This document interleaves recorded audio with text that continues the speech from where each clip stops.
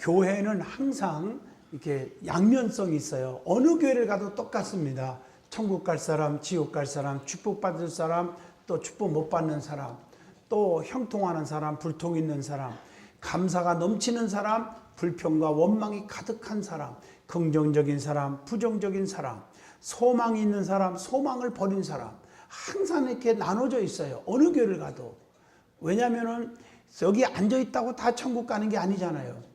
성경에 절대 그렇게 말하지 않았어요. 어떤 분이 죽었다 살아났어요. 식물인간처럼 됐는데 어떤 사람은 1년 만에, 어떤 사람은 6개월 만에, 어떤 사람은 한 달 만에, 어떤 사람은 하루 만에 또 죽었다가 깨어난 사람들이 있어요. 저도 천국 지옥을 환상으로 다 봤습니다. 성경에 나오는 그 세계, 그분들이 공통점이 뭐냐면은 놀랄 일이 생기는 거예요. 왜냐하면 저 사람은 천국 아름못 갈 줄 알았던 사람인데 지옥에서 고통받는 거예요. 자녀들까지도 마찬가지입니다. 교회를 다닌 것 같은데. 그래서 오늘 말씀을 잘 들으셔야 됩니다. 그래서 항상 교회는 양이냐 염소냐, 긍정적이냐 부정적이냐 이렇게 갈라져 있는데, 오른편에 섰느냐 좌편에 섰느냐 갈라져 있는데 우리는 어떤 종류의 신자가 되렵니까? 특별히 교회를 두 가지로 나눈다면 두 가지 종류가 있다고 그래요. 교회를 등록을 해놓고 등록을 했기 때문에 습관적으로 교회에 다니는 사람이 있어요.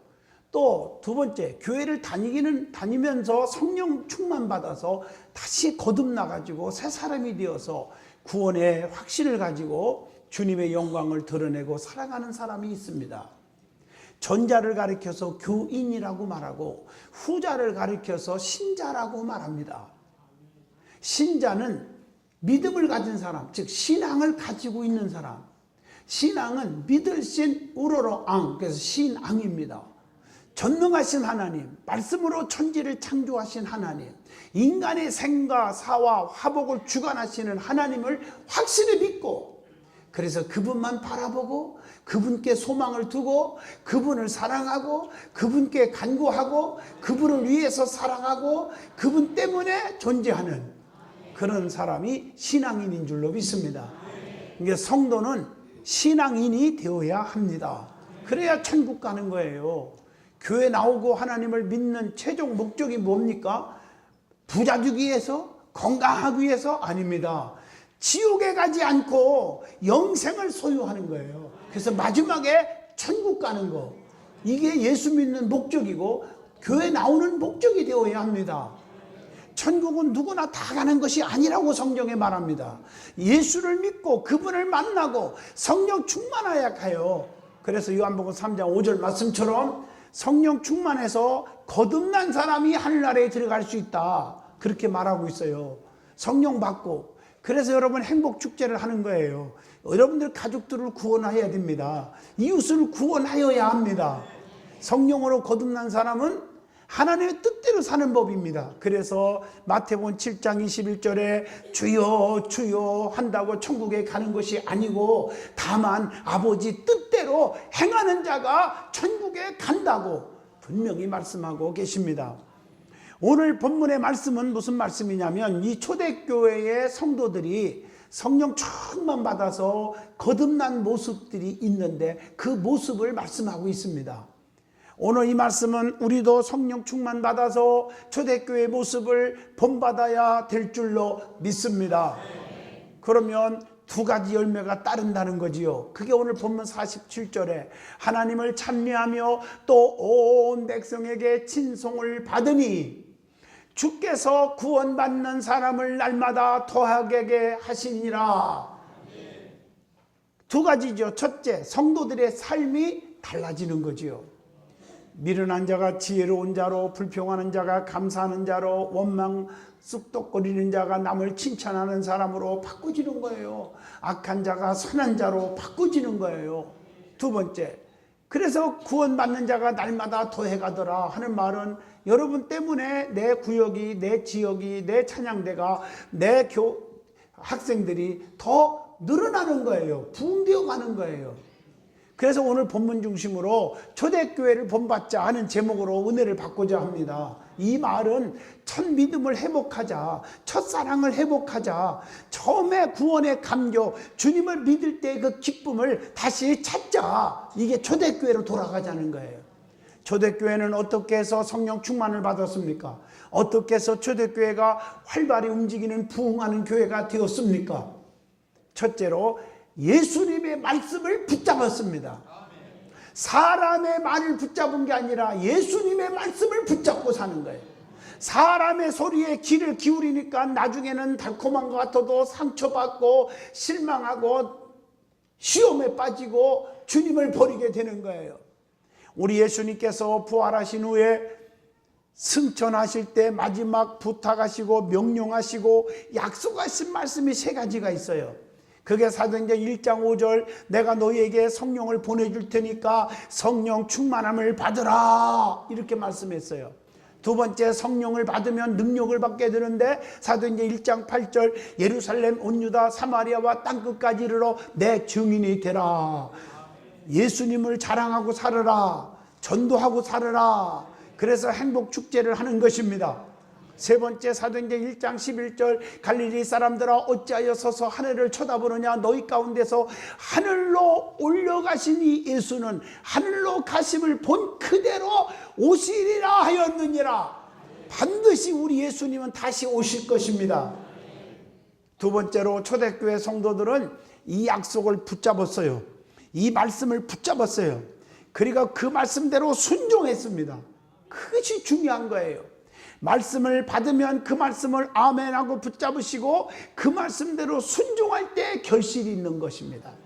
사도행전 1장 14절에 모여서 마음을 같이 하여 저녁 기도에 힘을 썼어요. 기도에 힘썼더니 그 결과 약속이 이루어진 겁니다. 즉 성령의 충만함을 받았어요. 사도행전 2장 1절로 4절에 불효같이 갈라지는 성령, 급하고 강한 바람 같은 성령이 불어오더니 성령의 말하게 하심을 따라 다른 방언으로 말하기를 시작하니라. 성령의 바람이 불어온 거예요. 그랬더니 성령 충만 받으니까 변화가 일어났고 교회가 성장하기 시작한 거예요. 그게 오늘 본문 47절의 말씀입니다. 그래서 하나님을 찬미하여 온 백성들에게 친송을 받게 됩니다. 그리고 주님께서 구원받는 사람을 날마다 더해가게 하신 줄로 믿습니다. 우리가 성령 충만 받아서 내 삶이 달라져야 사람들이 따르는 거예요. 내 삶이 바꿔져야 사람들이 주님 앞에 돌아오는 거예요. 예수 믿는 사람들이 왜 저 모양이야? 그러면요 전도문이 막히는 거예요.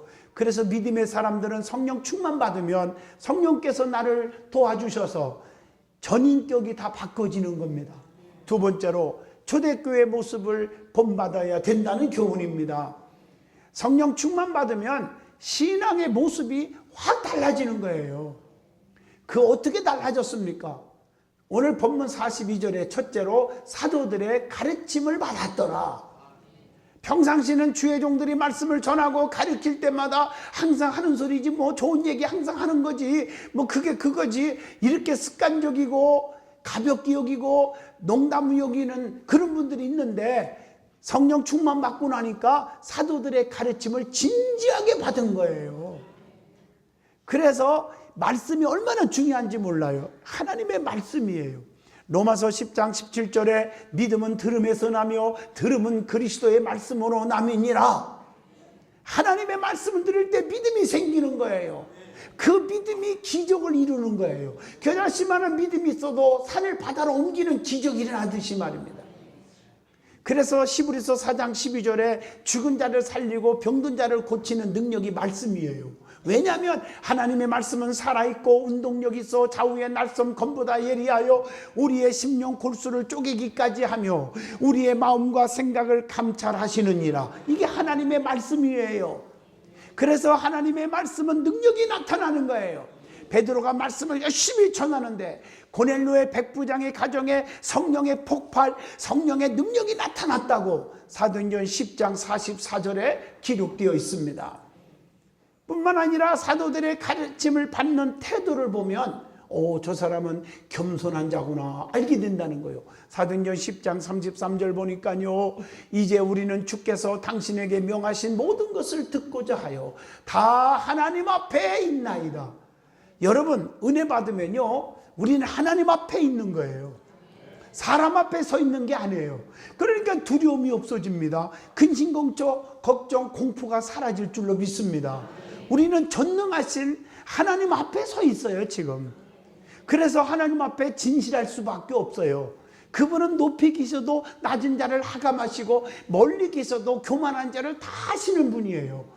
앉고 일어섬까지도 아시고, 내가 하늘에 올라갈지라도 거기 계시고, 음부에 내려갈지라도 거기 계시고, 주의 오른손이 나를 붙드신다고 시편 138편에서 139편에 기록되어 있습니다. 할렐루야. 두 번째로, 서로 사랑하는 성도의 모습이 있었어요. 그래서 본받자는 거예요. 오늘 본문 42절에 사도의 가르침을 받아 서로 교제하며 떡을 띄워주며. 여러분, 사랑이 얼마나 중요한지 아세요? 사랑의 코이노니아, 교제가 그렇게 중요한 거예요. 사귐이 중요한 거예요. 여러분, 고린도전서 13장 13절에 믿음, 소망, 사랑, 이 세 가지는 항상 있을 것인데 그 중에서 제일은 사랑이니라.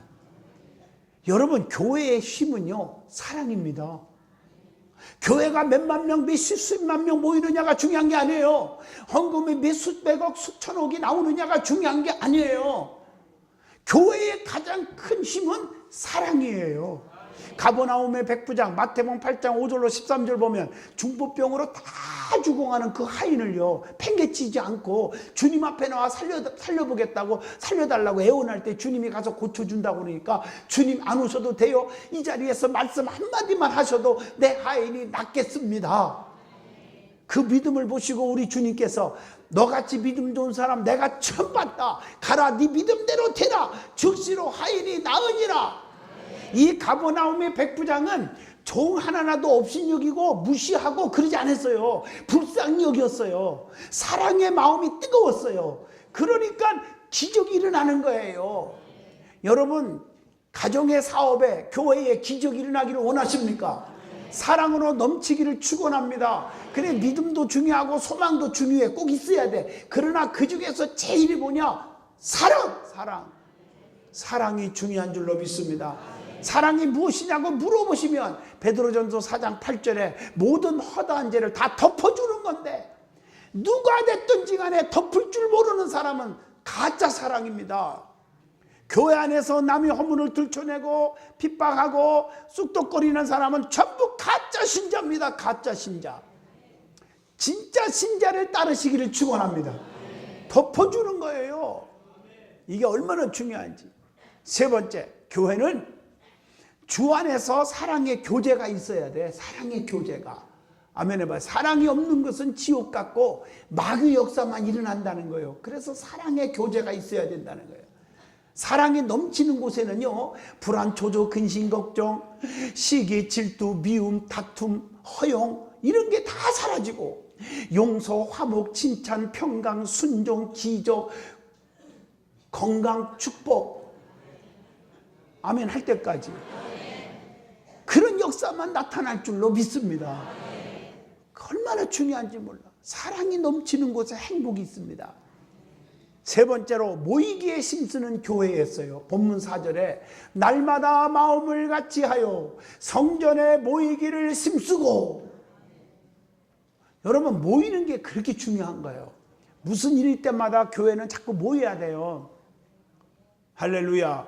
모일 때에 하나가 되고 모일 때 힘이 생기는 것입니다. 자주 모일 때 교회와 가까워지고 주님과 가까워집니다. 믿음이 생기고요. 모이는 데 힘쓰기를 축원합니다. 그래서 부흥회 한다든가 행복축제 이런 거 자꾸 모여서 열심히 하고, 또 여러분들이 진행위원이 되어가지고 목요일마다 또 모여서 기도하고 준비하고, 이런 데서 성령의 역사가 일어나는 것입니다. 네 번째, 모여서 기도하는 교회였다는 것입니다. 모여서 남 얘기하고 비판한 게 아니라 모여서 기도했다는 겁니다. 오늘 본문 42절에 보니까 저희가 사도의 가르침을 받아서 서로 교제하며 떡을 떼면서 뭐 했어요? 기도하기를 전혀 심쓰니라 그랬어요. 여러분, 교회는요 만민이 기도하는 집이라고 했어요. 마가복음 11장 17절에 교회는 인간적으로 무슨 사람들이 모여서 침묵하고 모여가지고 세상 얘기하고 이런 거 하라고 교회가 존재하는 게 아니에요. 그 먹고 마시고 이게 중요한 게 아니에요.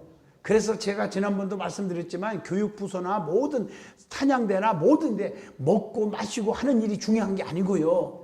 영적으로 뜨겁게 기도하는 것이 중요해요. 말씀을 사모하고 영적이어야 돼요. 교회는 기도 없으니까 상처받고 시험 들고 날마다 떨어져 가는 거예요.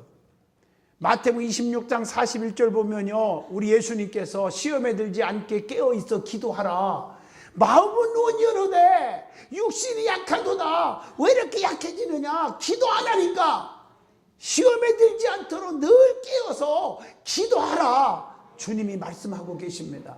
왜냐하면 마가복음 9장 29절에 기도에는 이런 유가 나갈 수 없느니라. 기도하지 않고는 문제 해결받고 병 고침받고 능력받을 길이 없다 그 말이에요. 기도가 영적인 성도에 있어서 가장 큰 무기입니다. 다섯 번째로 전도하는 교회가 되었습니다. 그래서 본받으라는 거예요. 사도행전 5장 42절에 저희가 날마다 성전에 있든지 집에 있든지 예수는 그리스도라 가르치시기와 전도하기를 쉬지 아니하니라. 전도하는 일을 쉬지 않았다고 그랬어요. 사도행전 1장 8절 전도는 주님의 가장 우리를 향하신 지상 명령입니다. 땅끝까지 증인되라 명령이에요. 때를 얻든지 못 얻든지 복음을 전파하라.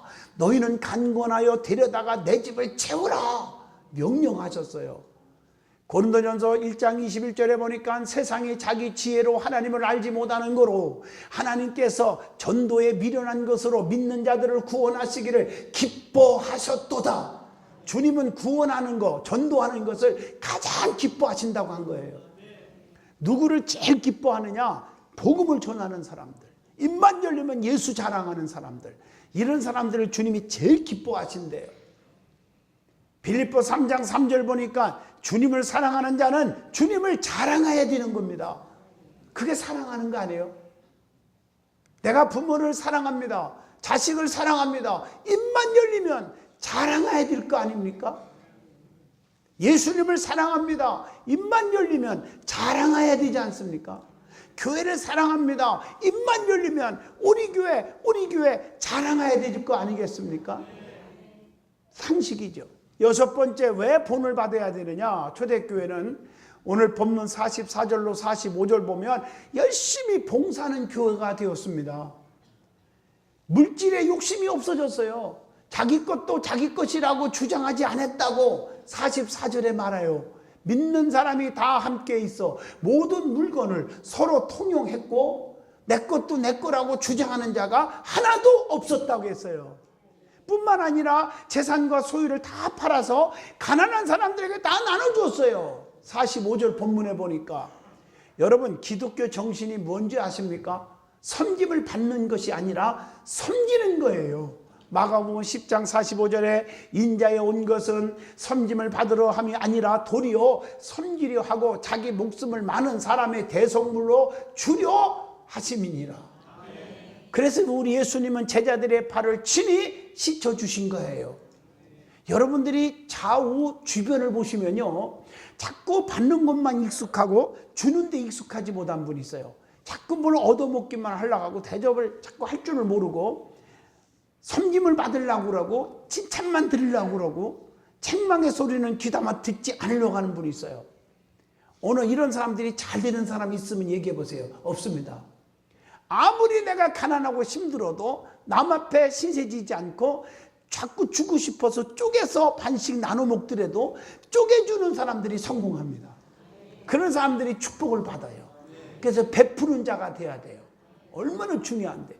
그래서 누가복음 6장 38절에 주라 그리하면 너희에게 줄 것이니 곧 후일이요 누르고 흔들어서 넘치도록 너희에게 안겨주시리라. 세 번째 주시는 은혜는 초대교회는 영적으로 달라지자 많은 열매를 맺게 되었다는 것입니다. 오늘 열매 맺는 성도가 되기를 바랍니다. 그 중에 하나가 친송을 받게 되었다. 47절에요.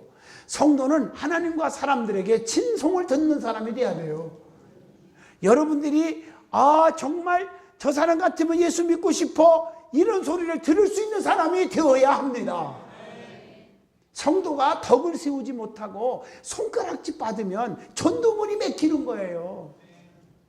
어떤 분은 그냥 동네방네 슈퍼마켓마다, 동네방네 쌀가게마다, 동네방네 가게들마다 예상값 앉은 분이 없더라고. 어떤 분은 내가 얼굴 들고 돌아다니기 어려울 정도로 그런 분이 있었어요. 평생 그렇게 사는 거예요. 그렇게 살지 마세요. 아멘 하십니까? 중요한 거예요. 두 번째로 구원받는 자들이 날마다 더해가게 되었다. 은혜를 받으니 전도하게 되고 전도하니 성장할 수밖에 없잖아요. 은혜 받은 자가 점점점 더해가기를 축원합니다. 여러분의 물질의 축복도 점점점 더해가기를 주 이름으로 축원합니다. 은혜 받은 자가 120명이었어. 사도행전 1장 15절.